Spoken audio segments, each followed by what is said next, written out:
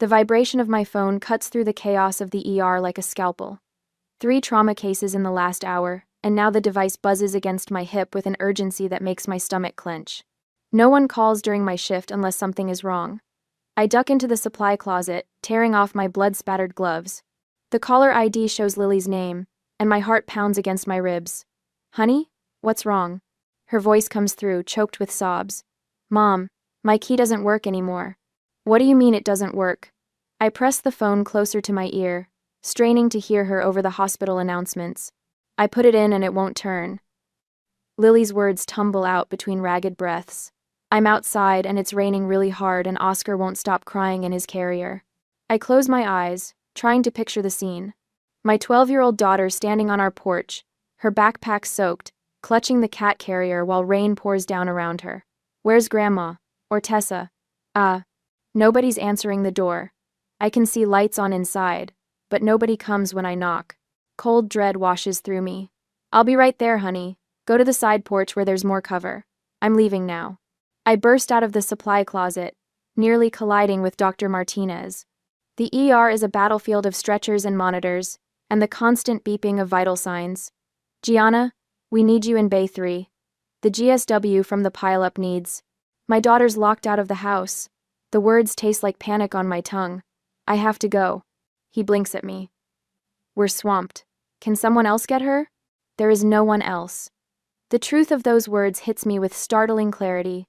There never has been. I push past him toward the nurse's station, where Supervisor Wheeler is updating charts. Her eyes narrow as I approach. "Nancy, I need to leave. Family emergency." She sighs heavily. "Gianna, we're short 3 nurses already. Can it wait until—" "My father just died, Nancy." The words land between us with the weight of the earth. "Go." "Ken?" The rain is coming down in sheets by the time I pull into our driveway. Through the windshield wipers, I can make out Lily's small figure huddled under the side porch overhang. Her hair is plastered to her head, uniform soaked through. The cat carrier at her feet emits miserable yowls. I leave the car running and sprint through the downpour, water soaking through my scrubs in seconds. "I'm here, baby. I'm here. I'm here." Lily collapses against me, her body shaking. "Why doesn't my key work?" "I don't know, honey." I stroke her wet hair, my mind racing. "Let me try mine." We move to the front door, and I notice the curtains shift slightly in the living room window. Someone's home. My key slides in but won't turn, just as Lily said. I pound on the door. "Hello? Marjorie? Tessa? Open up." The door swings open, and I find myself face to face with my mother. Marjorie stands in the entryway, wine glass in hand, her silver hair perfectly coiffed. Behind her, my half-sister Tessa leans against the wall, swirling her own glass of red wine. "Well." Marjorie takes a slow sip, her eyes traveling over our drenched figures. "You got here faster than I expected." "What's going on?" I ask, trying to usher Lily inside. "Why aren't our keys working?" Marjorie blocks the doorway with surprising firmness for a 65-year-old woman. "We've decided you and Lily don't live here anymore." The words don't make sense at first, like they're in a language I don't speak. "What are you talking about? This is our home." "Not anymore." Tessa steps forward, smirking. She points toward the street.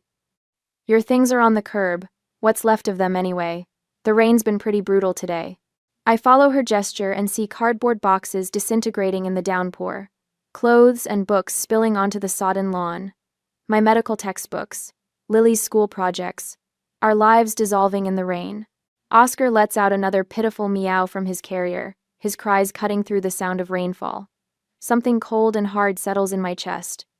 I look at Marjorie, at the woman who gave birth to me, who I moved back home to help when Dad got sick, and see nothing familiar in her eyes. "Understood." My voice comes out quiet but steady. Tessa's eyebrows rise, like she's disappointed by my lack of hysterics. 2 years ago, I'd given up my downtown apartment, paused a promotion track at the hospital, to move back and care for my terminally ill father, Dr.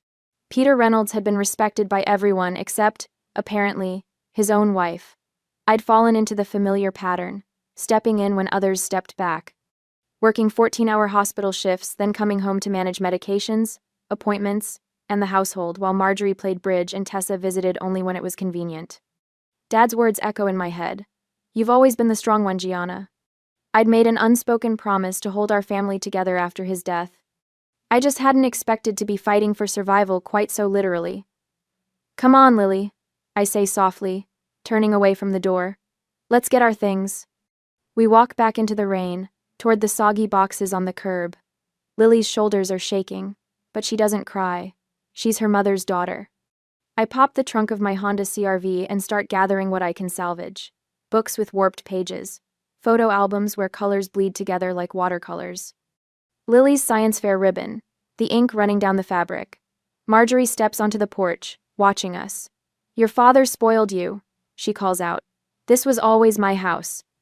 I notice the neighbors' faces in windows across the street, watching the spectacle. Mrs. Donovan, with her hand over her mouth. The Fishers, whispering to each other behind their curtains. I walk back to the door one last time, rain streaming down my face. We'll be at the Residence Inn on 5th, I say calmly. Forward our mail. Lily tugs at my soaked scrub top. But Grandpa's books are still inside, she whispers, her voice breaking for the first time. I squeeze her hand and look directly into Marjorie's eyes. Trust me, honey, this isn't over. Something flickers across my mother's face. Surprise, perhaps, at not finding the doormat she's used to walking over. Behind her, Tessa refills her wine glass, but her hand isn't quite steady. As we drive away, I catch a glimpse of Marjorie in the rearview mirror, still standing on the porch. For a moment, I see what's always been there, not maternal love, but resentment. Resentment of the bond I shared with my father, a bond she never had. The rain drums on the roof of the car. Beside me, Lily cradles Oscar's carrier. Ahead of us, uncertainty. But for the first time in 2 years, I feel something unexpected unfurling in my chest. It feels strangely like freedom. The Residence Inn room looks like a hurricane aftermath the next day. Soggy cardboard boxes form islands across the beige carpet. Lily's school uniform drapes over the shower rod, still dripping. Oscar huddles beneath the desk, his orange fur matted and damp, refusing to come out. I've laid out every salvaged possession like artifacts at an archaeological dig, cataloging what survived the rain and what didn't. My nursing textbooks with warped pages. Lily's science project notes bleeding into illegibility. A family photo where my father's face has blurred into a watercolor ghost. Michael Porter's office. A crisp voice answers on the 4th ring. This is Gianna Reynolds, I say, pressing the phone against my ear. I need to speak with Michael immediately. It's about my father's estate. I'm sorry, Miss Reynolds, but Mr. Porter is in court today and... Tell him it's Peter Reynolds' daughter, and that Marjorie has locked us out of the house. Silence hangs on the line before the receptionist says, Hold, please. Michael's voice comes through moments later, breathless. Gianna, what's happening? I explain the situation in the clinical, detached way I report patient conditions, locked doors, changed locks, possessions in the rain. Facts without emotion. That's impossible, Michael interrupts. Gianna, your father transferred the house to you and Lily's trust 6 months ago. The room seems to tilt sideways. What? Peter put the house in a trust for you and Lily. Marjorie has no legal right to be there, let alone lock you out. I sink onto the edge of the bed, legs suddenly unable to support me. Why wouldn't he tell me? There's a letter with the documents. He asked me not to mention it until it became necessary. Lily emerges from the bathroom, her hair wrapped in a hotel towel. She watches me with eyes too old for her 12 years. I'm coming to your office, I tell Michael. Now. An hour later, I'm staring at legal documents spread across Michael's mahogany desk. Property transfer forms, trust agreements. All signed, notarized, and filed with the county. Your father was very thorough, Michael says, sliding a sealed envelope toward me. He wanted you to have this if something like this happened. The envelope bears my name and my father's distinctive doctor's scrawl. I break the seal and unfold a single page. My dearest Gianna, if you're reading this, then Marjorie has done exactly what I feared she might. The house is yours and Lily's now. It always was, in my heart. Marjorie has never appreciated what she has, not the home, not you, and certainly not me. I've watched her resentment grow over the years, especially toward you. You returned home when I needed you most, sacrificing everything. You've always been the one who carries others, even when your own shoulders are breaking. Take care of our girl, and the home will take care of you both. All my love. Dad? A single tear lands on the signature, blurring the ink like rain on cardboard. Your father knew this might happen. Michael says quietly. We have everything we need for an emergency injunction. Marjorie and Tessa are there illegally. My phone buzzes with a text from Karen Westfield, our neighbor across the street. They're rearranging furniture and painting your bedroom. Tessa's SUV has been going back and forth all day with more things. Tessa's moved in completely, I tell Michael, showing him the text. Within 24 hours of locking us out. Michael's mouth tightens. This was planned well in advance. I need to understand what we're up against, I say, the nurse in me needing a full assessment before treatment. What can they do? Marjorie is your mother. She'll use that claim you abandoned your father, that you're an unfit mother to Lily. Michael hesitates. Tessa called me this morning, actually. Said she's concerned about your mental health after your father's death. That you've been erratic. Erratic? I repeat, heat rising in my chest. She mentioned Tessa's husband Ray already has his eye on converting your father's study for the twins. Another text buzzes through from Karen. The boys are jumping on Lily's bed. I can see them through the window. Something shifts inside me. I stand and walk to the window overlooking downtown Austin. My hospital ID badge hangs from my neck, the laminated photo showing a woman in scrubs, ready to save lives. I catch my reflection in the glass eyes, hard as river stones, jawline set. I save strangers every day, I whisper. It's time I saved us. Behind me, Lily looks up from the box she's sorting. She watches me with cautious hope, like someone observing the first sprout pushing through scorched earth. This isn't about revenge. I tell Michael, turning back to the desk. It's about justice. I make 3 decisions in rapid succession, the way I triage patients in a mass casualty. I'm calling in sick for the next 3 days. I need to build our case. Michael nods, already pulling out forms. I'll file for emergency possession. Your father knew this might happen, Gianna. He left everything prepared. Back at the hotel, I find Dr. Sarah Williams waiting in the lobby with 2 suitcases. She says simply, clean scrubs, clothes for both of you, and real shampoo instead of those tiny hotel bottles. I haven't cried since finding my father's body 2 weeks ago, but Sarah's kindness nearly breaks me. Lily's teacher, Miss Bennett, arrives an hour later with schoolwork and a quiet strength that reminds me of my father. Lily's one of our strongest students. She tells me privately, and I've documented everything she's said about the situation for your records. By evening, the hotel room has transformed from disaster zone to command center. Michael has arranged a meeting with the bank manager who confirms the trust details and offers a temporary credit line against the home's equity. Your father's foresight was remarkable, the manager tells me. The trust is ironclad. The phone rings again. A number I don't recognize. Gianna? It's Eleanor, my mother's younger sister, whom I haven't spoken to in years. Eleanor? I say carefully. I know what Marjorie's done. Her voice is tight with anger. She's been planning this since Peter's diagnosis. She told me at Christmas she was going to reclaim her life once he was gone. Why are you telling me this? Why are you telling me this? Because what she's doing is wrong, Eleanor says simply, and because Tessa's already listed some of your father's medical equipment on Facebook Marketplace. I have screenshots. By midnight, the emergency court filing is submitted.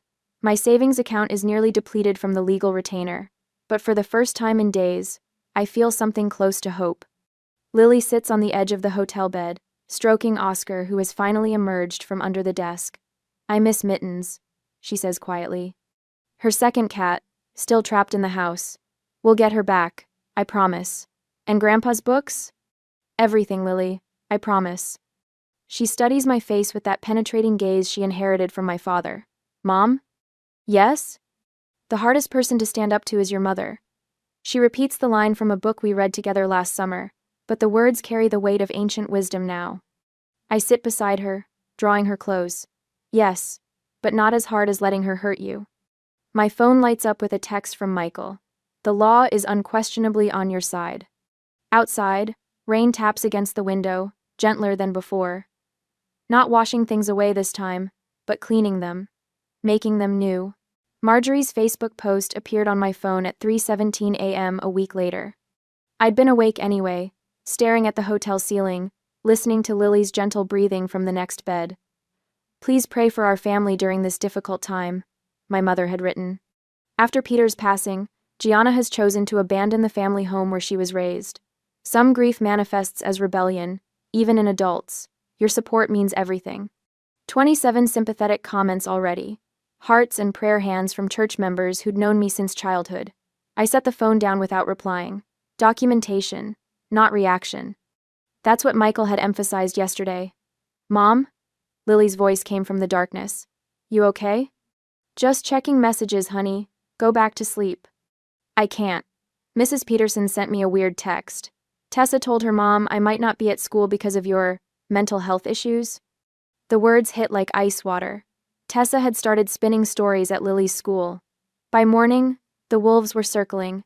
Aunt Catherine called while I was in the shower. Uncle Robert, while we ate breakfast. Cousin Jennifer, during our drive to Michael's office.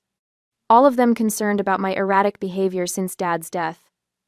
They're creating a narrative, Michael said, spreading documents across his desk.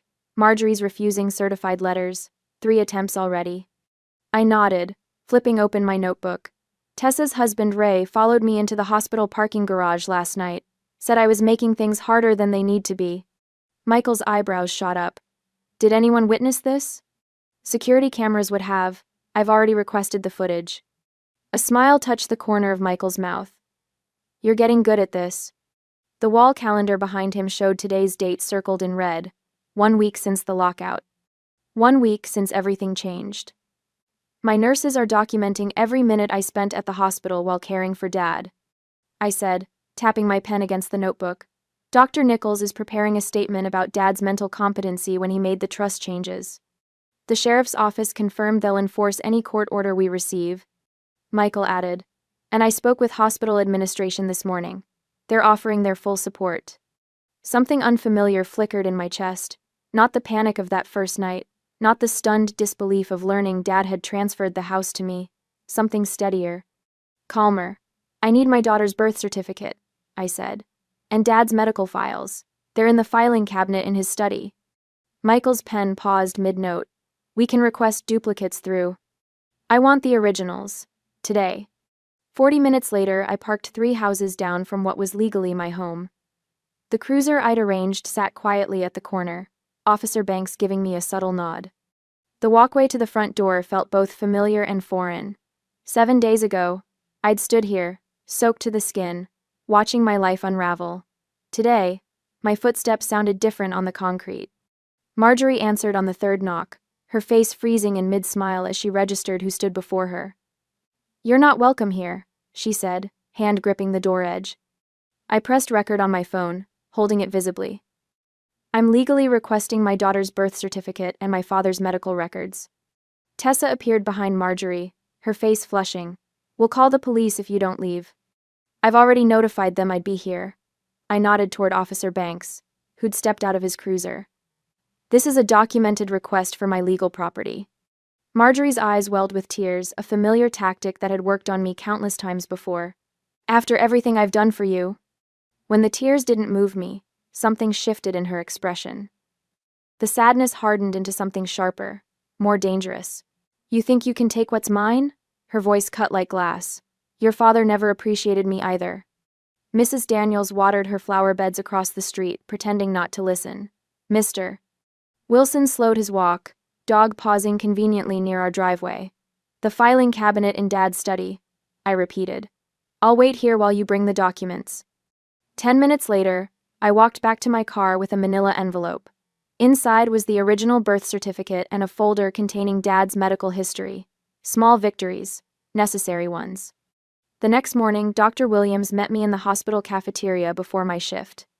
I've completed my statement about your father's care, she said, sliding a sealed envelope across the table. 2 years of watching you run yourself ragged, caring for him while working full-time.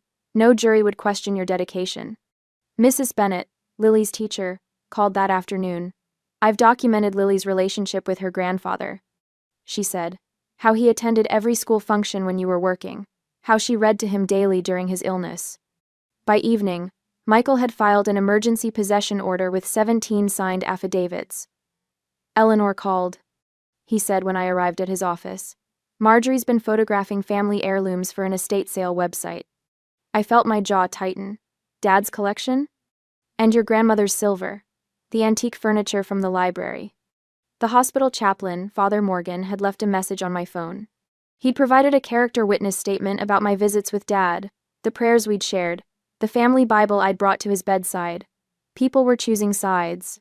Not the sides Marjorie had anticipated. Thursday brought the shift I'd been waiting for. The judge reviewed our case and expedited the hearing date. I want to deliver this personally, Michael said, holding up the notice of eviction.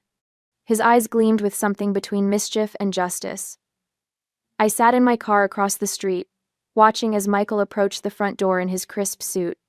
Marjorie answered, accepting the certified letter with obvious reluctance. Through the windshield, I watched her face as she read the opening lines. The letter trembled in her hands when she reached the declaration. Property owner, Janna Reynolds. Tessa appeared in the doorway, phone pressed to her ear, lips moving rapidly as she called their attorney. Marjorie didn't move, the paper still clutched in her hands as Michael walked back to his car. For the first time since this began, I saw something besides manipulation in my mother's expression. Understanding. The realization that I wouldn't back down. That evening, Michael spread our documentation across his conference table like a general mapping a battlefield. Court affidavits from 3 of Dad's doctors confirming his mental competency. Trust documents with the ownership transfer timeline highlighted. The photographs I'd taken of our belongings on the curb, rainwater seeping through cardboard, Lily shivering under the porch light. The calendar is particularly powerful, Michael said, pointing to the color-coded schedule I'd maintained. Green for Dad's appointments, blue for medication changes, red for emergency room visits.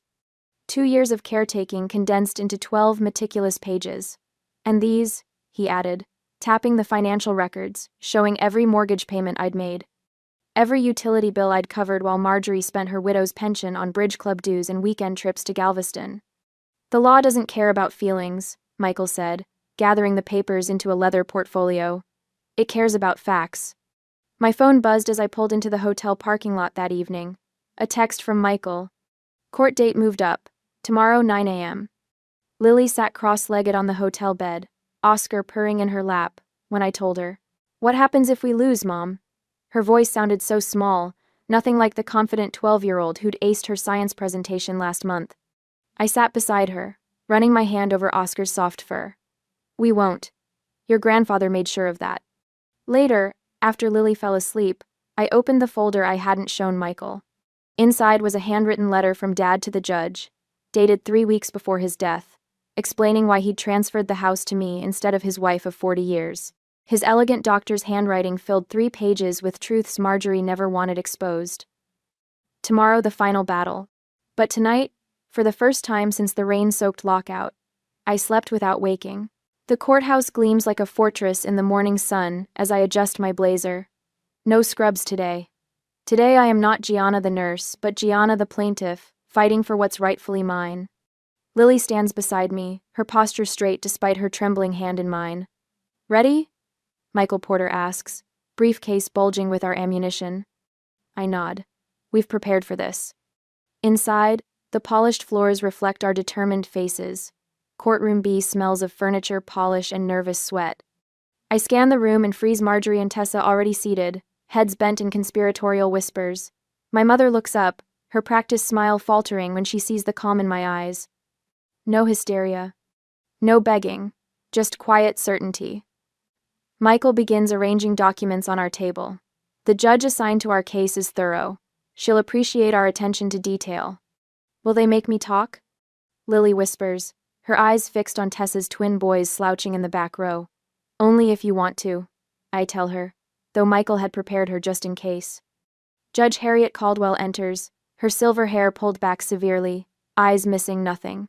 Reynolds family trust dispute, temporary possession hearing, she announces, settling into her chair. Michael rises first, presenting a leather portfolio. Your Honor, we've prepared a complete timeline documenting Dr. Peter Reynolds' decisions regarding his property. He unfolds a chart, dates, signatures, witness statements, irrefutable evidence of my father's intentions. We have affidavits from 3 separate physicians confirming Dr. Reynolds was of sound mind when he transferred property ownership. Michael continues, placing documents before the judge. His oncologist, neurologist, and primary care physician of over 2 decades. Michael pulls out financial records next. Bank statements demonstrating Mrs. Marjorie Reynolds' minimal financial contributions to household expenses, while Miss Gianna Reynolds covered property taxes and maintenance costs alongside her father. I notice Marjorie's attorney shifting uncomfortably. Tessa's face darkens with every new document Michael presents. Additionally, Michael says, tapping his tablet, "We have video deposition from attorney James Wilson, who prepared the original trust documents." The courtroom screen flickers to life. My father's attorney appears, gray and dignified. Dr. Reynolds was explicit in his wishes. The property was to transfer to his daughter Gianna and granddaughter Lily's trust upon his death. He had concerns that Mrs. Reynolds might attempt to circumvent his intentions. Marjorie's gasp is audible across the room. Our final witness approaches Miss Patricia Hendricks, Lily's school counselor, a woman with unshakable professionalism. Lily has exhibited significant distress since being forcibly removed from her home. She testifies. Nightmares, anxiety, decreased academic performance. The stability of her home environment was critical following her grandfather's death. I squeeze Lily's hand under the table. She's staring straight ahead, chin raised just like my father's used to be when facing a difficult diagnosis. The judge nods. Let's hear from the respondents. Marjorie's attorney rises. Gordon Shaw, expensive suit, artificial smile. Your Honor, this entire situation stems from a tragic misunderstanding. Mrs. Reynolds had every intention of allowing her daughter and granddaughter to remain in the house temporarily. Marjorie produces a handkerchief, dabbing at invisible tears. I cared for my husband throughout his illness. She claims, voice quavering perfectly. Throughout our marriage, tending to his every need. Gianna was rarely home, always at the hospital. My fingers curl into my palm, nails biting flesh, a lie so blatant it steals my breath. Tessa approaches next, armed with photographs. Here's our family at Christmas, she says, showing images of forced smiles. And here's Mom helping Dad with his medication. One carefully curated moment caught on camera, ignoring the 100 times I'd found his pills untouched when I returned from shifts. Character witnesses from our church file forward people who'd visited for an hour on Sundays. Gianna was rarely present for church functions, Mrs. Patterson says, avoiding my eyes. Marjorie was always there, asking for prayers for her husband. Praying publicly while neglecting him privately. The lockout was unfortunate, Shaw concludes, but necessary. Tough love. Gianna has become increasingly dependent at her age. Judge Caldwell's expression reveals nothing as she makes notes. For one terrible moment, I see doubt in her eyes. My turn comes. I rise slowly, channeling every ounce of professional composure I've developed in emergency rooms. Your Honor, I moved home 2 years ago specifically to care for my father during his illness. I begin, my voice steady. I coordinated my hospital shifts around his care needs. Michael presents my work schedules alongside my father's treatment calendars, showing how I'd arranged everything around being home when he needed me most. The courtroom door opens. A familiar figure slips in. Marjorie's sister Eleanor, whom I haven't seen since the funeral. Marjorie's face contorts in surprise. Miss Eleanor Blackwell has requested to provide testimony, Michael announces. Eleanor walks forward. I visited my brother-in-law weekly during his illness. She states firmly. On numerous occasions, I found him alone while my sister was at social engagements. It was Gianna who adjusted his medications, prepared his meals, and ensured his comfort. Marjorie half rises before her attorney pulls her back down. Michael produces a sealed envelope. Your Honor, Dr. Reynolds anticipated potential disputes. He prepared this letter to be presented to the court if necessary. Gaia. The judge breaks the seal, reading silently. Her eyebrows rise. Mom? Lily's voice breaks the tension. Can I say something? Judge Caldwell softens. Come forward, young lady. Lily walks to the stand, her school uniform impeccable. My grandfather taught me chess in his study every Sunday afternoon. She begins. Even when he was really sick, he told me the house would always be there for Mom and me, that he'd made sure of it. He said Grandma didn't appreciate what she had. Tears build in my eyes, but I blink them back. Dignity, not drama, will win this fight. I just want to go home, Lily finishes simply. I could launch into details about Marjorie's neglect. Instead, I say, the documented evidence speaks for itself, Your Honor. Marjorie stands abruptly. She manipulated her dying father, she shouts, pointing at me. Peter wasn't thinking clearly. Mrs. Reynolds, control yourself, Judge Caldwell warns. During the recess, Michael steps into the hallway. Tessa's husband Ray follows him. A security camera captures Ray's threatening whisper. You'll regret taking this case. Back in session, Marjorie's attorney challenges the trust documents. His argument backfires when it becomes clear they'd known about the trust for months, their signatures on file. Mrs. Reynolds, these medical records indicate you attended only 3 of your husband's 27 oncology appointments, Judge Caldwell observes. Is that correct? Marjorie fumbles for an explanation. Tessa leans toward her attorney, whispering urgently. I catch fragments. Already spoke with the agent about listing. The judge's head snaps up. What agent would that be, Mrs. Peterson? Tessa blanches, realizing her mistake. A reporter sits in the back row. Marjorie approaches him during the next break. My ungrateful daughter abandoned her father, and now wants to steal my home. My colleagues from Austin General file into the courtroom, a silent wall of support. Judge Caldwell closes her folder with finality. I am granting temporary possession of the property to Gianna Reynolds and Lily Reynolds, effective immediately. Sheriff's Department will escort Mrs. Marjorie Reynolds and Mrs. Tessa Peterson from the property by 5 p.m. today. Final hearing is set for 3 weeks from now. Marjorie collapses back in her chair, her performance finally faltering. Outside the courtroom, her attorney approaches Michael. We should discuss settlement terms. I shake my head. We're past the point of negotiation. In the hallway, Tessa and Ray argue loudly. You said this would be easy, he snaps. Now where are we supposed to live? I lead Lily toward the exit. The sunlight outside feels different, somehow cleaner, brighter. Is it over? Lily asks, looking up with cautious hope. Almost, I tell her, keys already in hand. We're going home. The phone rang at 7:15 a.m. I stared at the caller ID, my thumb hovering over the screen. Mother. 3 days before the final hearing. Gianna, Marjorie's voice quavered when I answered. I didn't sleep all night thinking about this situation. I said nothing, letting the silence stretch between us. I'm still your mother. Her voice broke.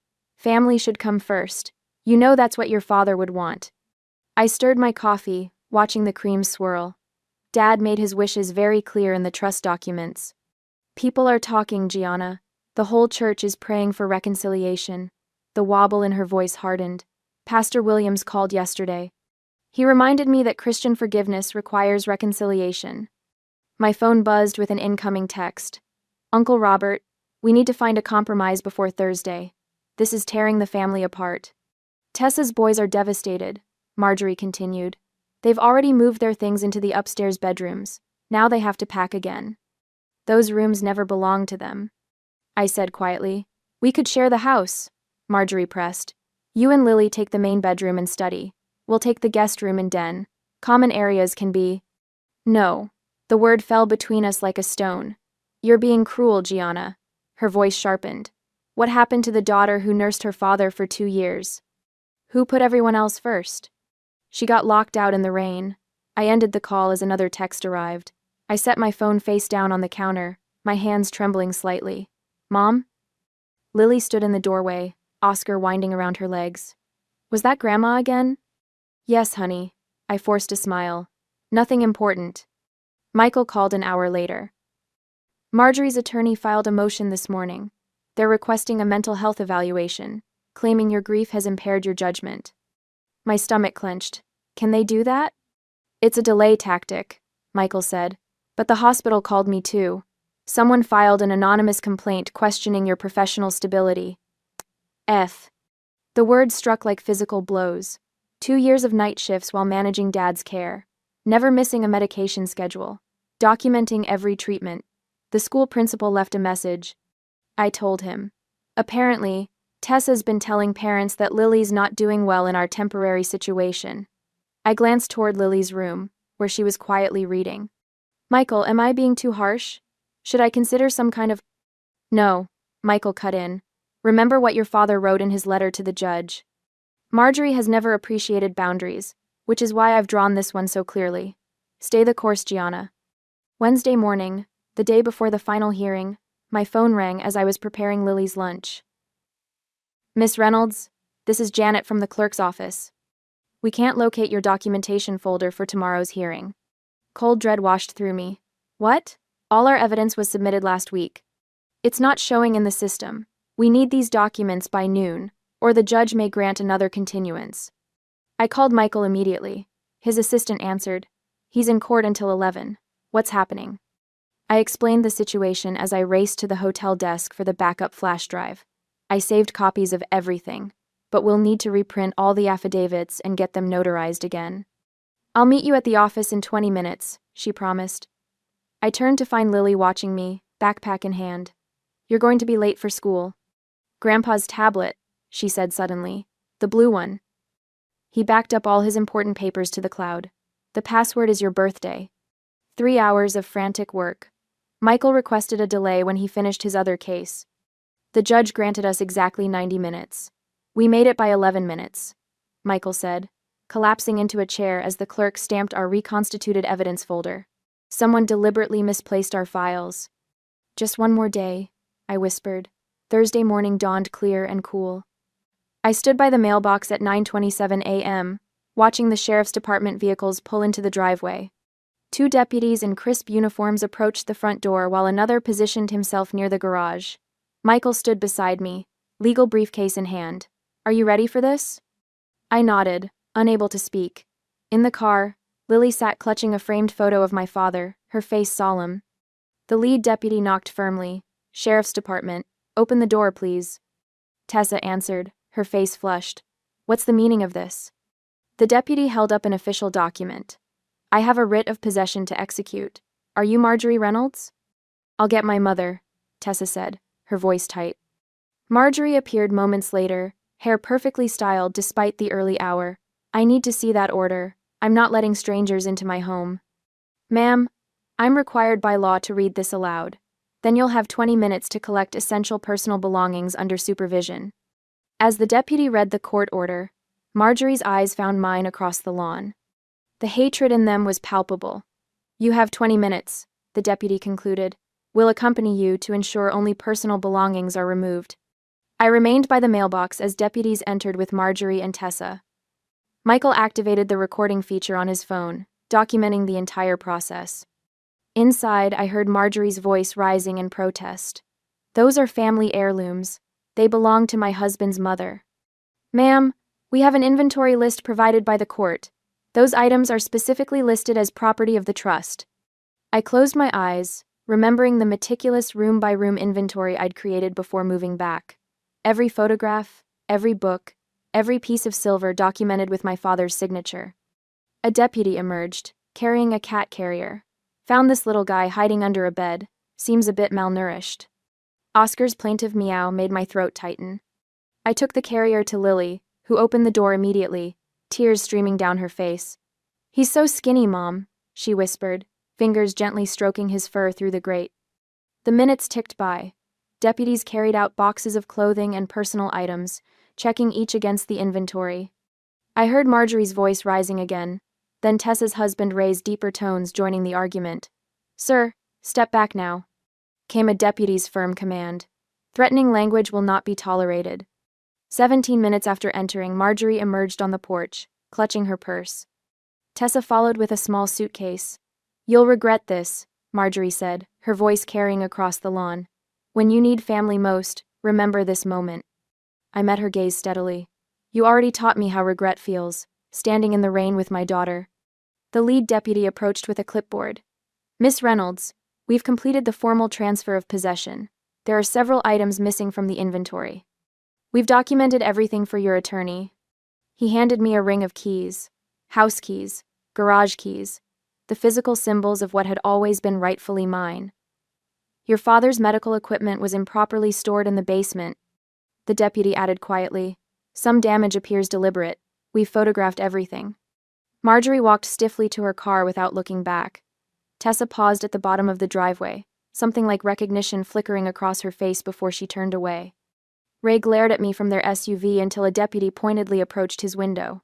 2 vehicles pulled away in opposite directions.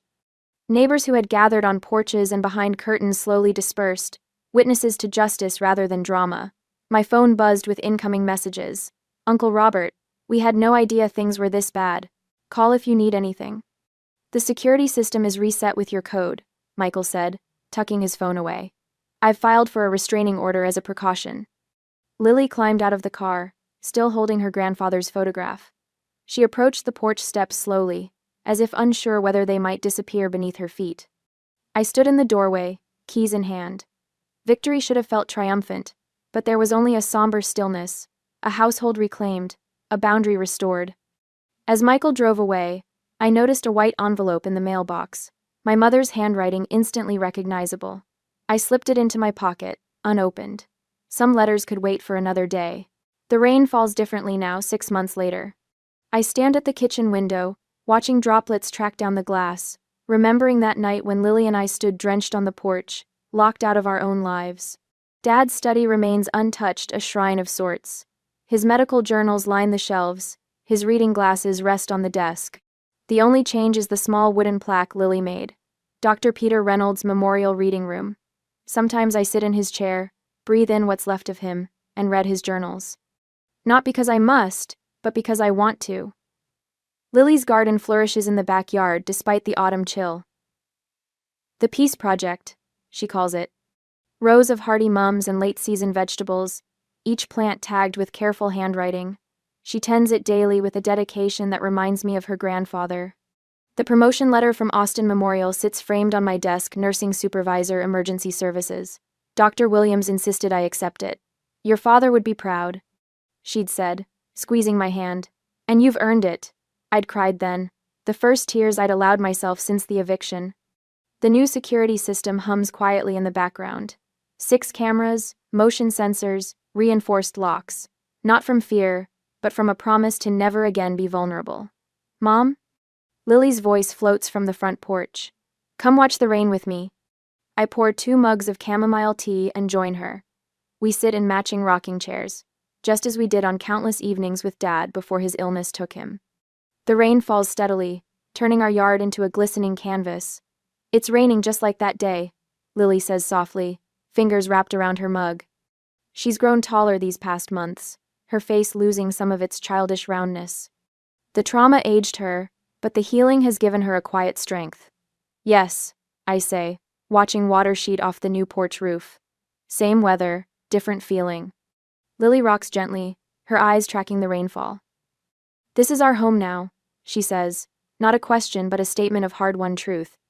I reach across the space between us, squeezing her hand. It always was. The rain that once symbolized our rejection now sounds like a lullaby, nature's percussion, accompanying our evening ritual. Later, I sit at my desk, journal open before me. Therapy homework, technically, but it's become more than that. Tonight's prompt stares up at me. How has your definition of strength changed? My pen hovers, then begins to move. Strength isn't just endurance. For so long I thought being strong meant carrying everyone's burdens, never complaining, always saying yes. I confused sacrifice with love. But real strength knows when to draw lines, when to say no, when to protect what matters most. The hospital committee invitation sits unanswered beside my journal.